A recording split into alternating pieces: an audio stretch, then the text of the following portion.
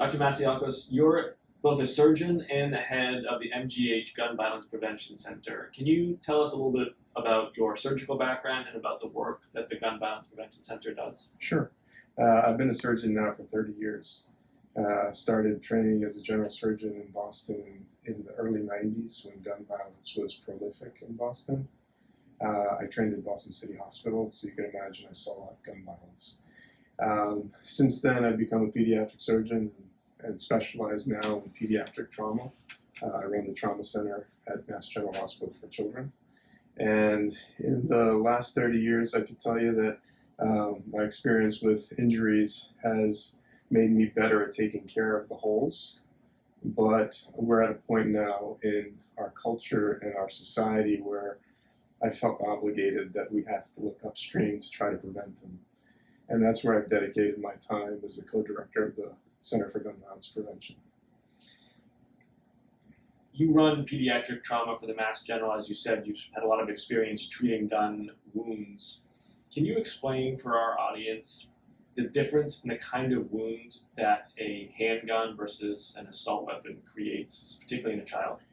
So the biggest difference is due to the fact that you have a bigger mass and velocity of the projectile in an assault weapon. And we're talking about the air platforms that were designed for battlefield use. Yes. And I think, you know, the typical wounds that we see in the city are handgun wounds. We usually see patients that have 1 or 2 gunshot wounds from a handgun. And when I started training, the predominant gun in the streets was a .22 caliber handgun, mostly revolvers, and they sort of evolved into semi-automatic handguns. And as the calibers went up and the volumes and the masses of the bullets went up, the injuries became worse. We started seeing 9mm handgun injuries in the mid to late 90s, and the injuries were more substantial. If I were to relate the differences simply, the handgun projectile leaves the gun at a certain velocity, and within a few hundred feet, the velocity is lost. And that means the wounds are smaller the further away from the person you are. With respect to the AR platforms and the long guns, the velocity doesn't change much in 100 feet or 200 feet.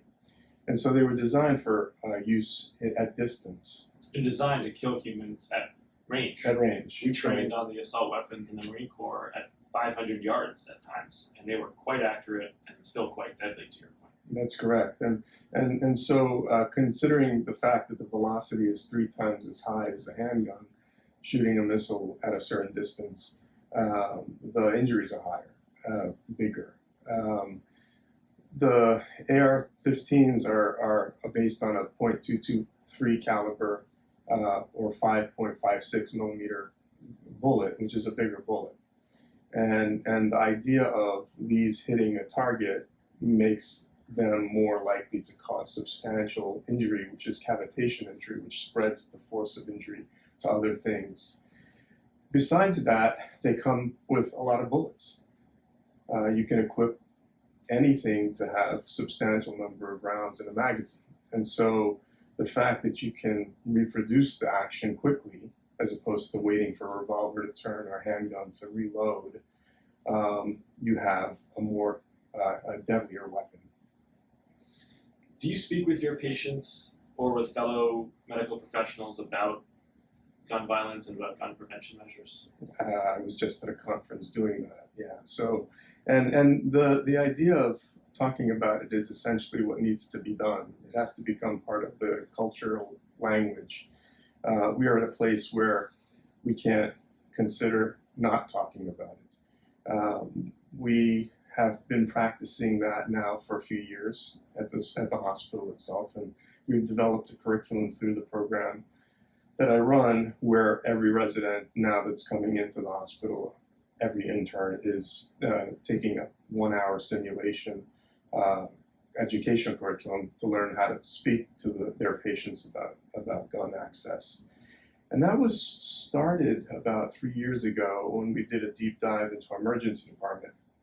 And we looked at kids who are coming into our emergency department who were either suicidal or homicidal, and kids meaning under the age of 18. And we looked to see whether the access to lethal means was documented in the medical record. And we know that a gun in the home is unsafe in certain points. In particular, it's unsafe when you have a despondent or a depressed kid who's suicidal or a homicidal kid. And we looked at the charts of those children that came in with those diagnoses and found that only 5% of the time were pediatrics residents asking the kids or their parents whether there was access to lethal means in the home.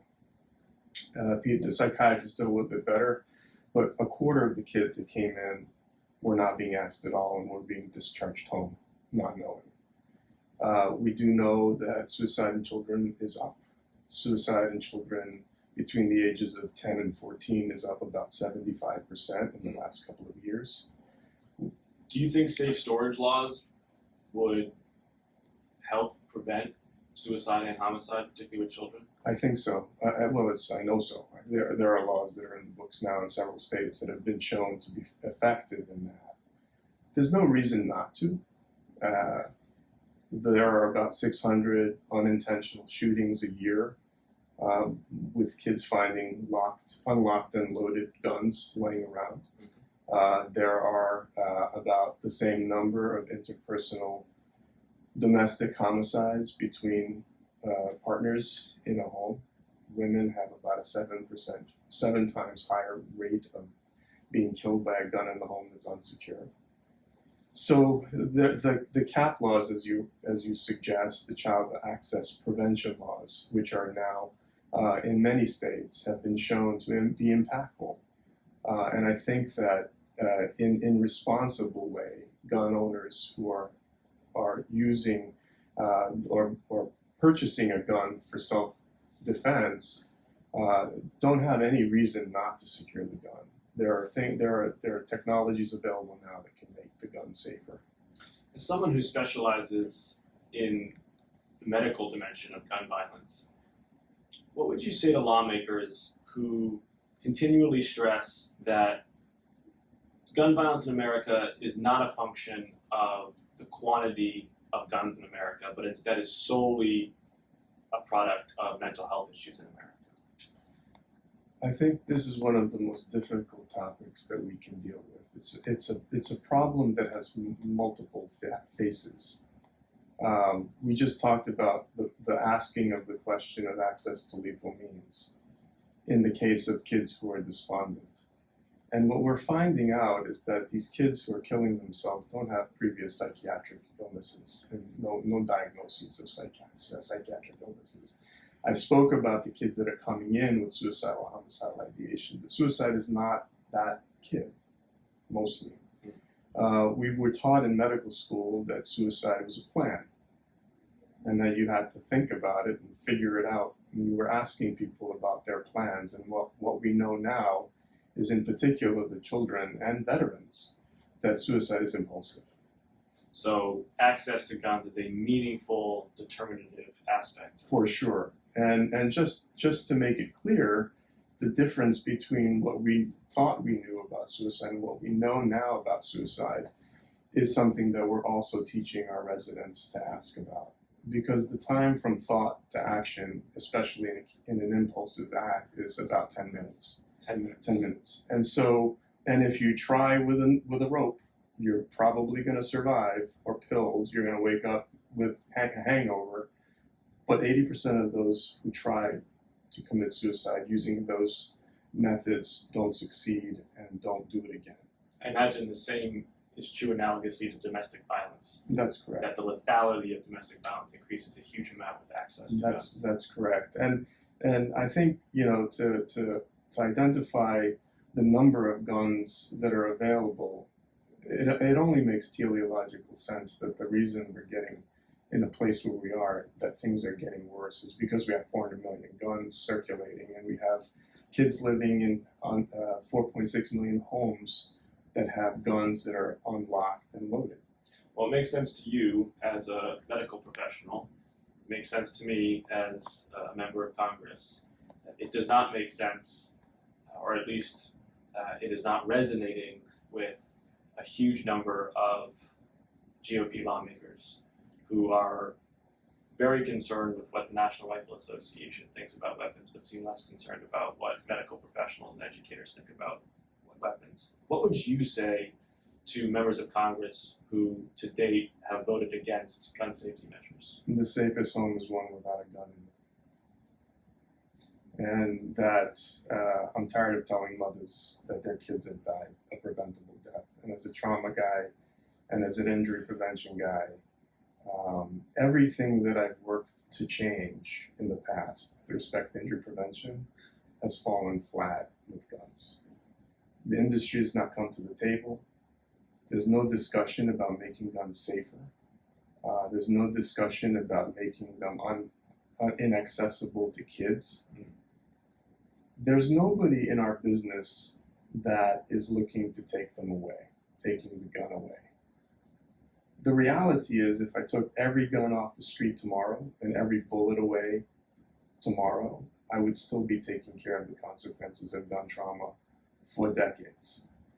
The idea to limit the access to guns, both in the suicidal or the child walking around looking for things to do, has to be translated also to the idea of people who are unable or shouldn't have a gun not be accessing a gun.